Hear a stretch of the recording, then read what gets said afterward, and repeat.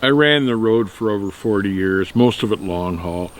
And when you're out there, you get to notice the different companies that you're going by and the guys that you're running into in the truck stops. And you get to learn over the years who the good carriers are and the bad carriers are. And you get to watch, because sometimes you're job shopping. You think, yeah, I could work for those guys, or I'd never work there because of this or that. So you get to know who the good ones and the bad ones are. And back then, before the internet, everything was based on reputation. Carriers had a good reputation or a bad reputation, or whatever. But it was so important back then. And one of the guys out there when I was running the roads with the best reputation was a guy named Jeff England. And he had a small trucking company back then called Pride.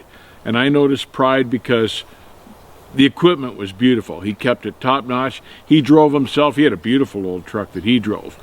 But his guys were always happy. The equipment was always clean. And they were always trucking. They weren't hanging around in the truck stops playing pinball. Those guys were always running and making money. And frankly, Pride's one of the places I would have gone to work if I could have. They didn't hire Canadians, but it's certainly an outfit that I always thought highly of. So I called them up the other day to see how they were doing, to see what they were doing in this time of driver shortage. And I learned some stuff, because if I was a driver these days, that'd seriously be one of the first places I'd look at. Now, they've grown since I've known them. They're hovering around the 500 truck mark there now. I talked to a young recruiter there named Flynn. He was very forthcoming, knew all the answers, bang, there was no hesitation. He was very good with me, very open and honest.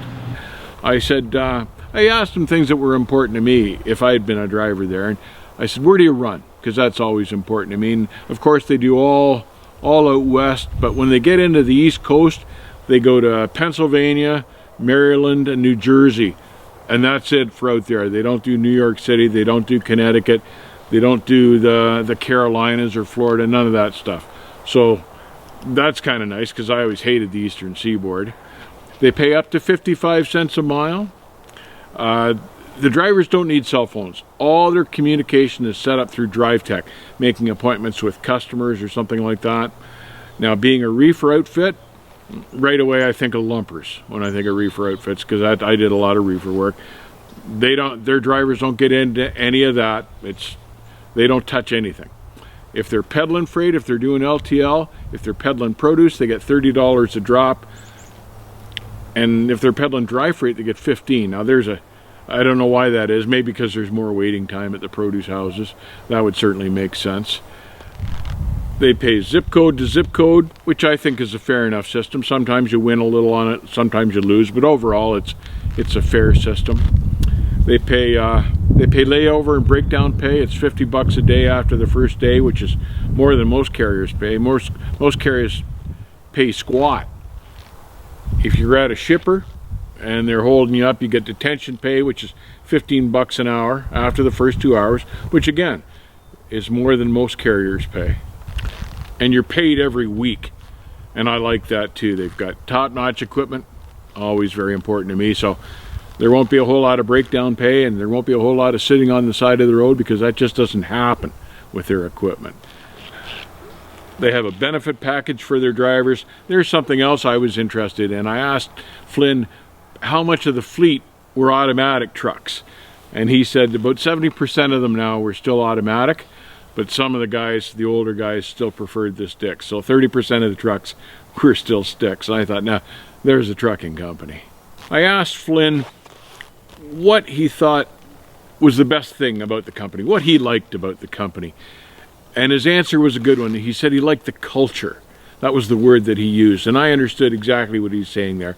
It was still a family operation. Everybody knew everybody's name. They all worked together for the greater goal, which was everybody making money and being happy. But that family culture, Pride still have that family culture going on. I asked where Jeff England was these days, and he said, oh, he's out running a trip right now. I had to laugh. He's geez, I don't know, he'd be probably pushing 80 years old by now. He's still out working the truck because he enjoyed the driving. So if you guys are looking for a place to go work, and it's company guys only, they don't have any owner operators, but if you guys are shopping for a good company to work for, I'd certainly recommend Pride. Have a look at those guys. Flynn said they're always looking for good guys. They'd be happy to talk to anyone.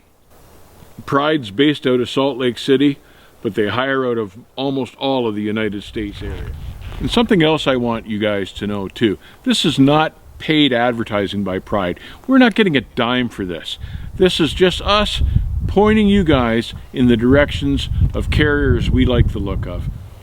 Pride has respect for their drivers, and you just can't buy that some places. That's worth its weight in gold. They'll work with you when you need time off or need to get home. They want to work with you guys because they want to keep the good guys. Drivers, remember we're pulling for you. Stay safe, keep the rubber side down, and we'll see you on the backhaul.